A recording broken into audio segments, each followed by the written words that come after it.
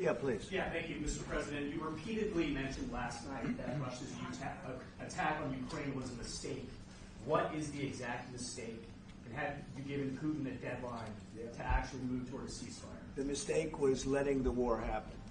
If Biden were competent, and if Zelensky were competent, and I don't know that he is. We had a rough session with this guy over here. He just kept asking for more and more. That war should have never been allowed to happen. That war, I went 4 years and Putin wouldn't even bring it up. And as soon as the election was rigged and I wasn't here, that war started. There was no way that war should have been allowed to happen.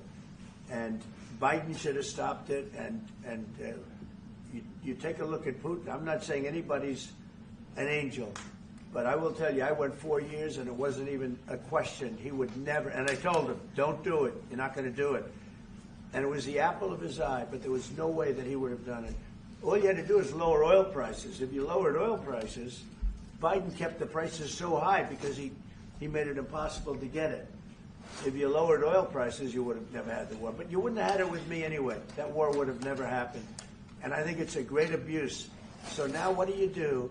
You get a country where 25% of its land is gone, and the best locations, where millions of people are killed. You know, you haven't reported accurately the death. And this was Biden's war, and I'm trying to stop it. And I think we're going to do a good job. I hope we're going to do it. They lose 2,500 young people a week, think on average. Now, they're Russians and they're Ukrainians, but it's 2,000. We don't care. It's like whatever it is.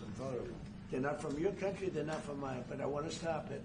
2,500, it's a killing field. It's like the Civil War. You take a look. I look at the satellite pictures.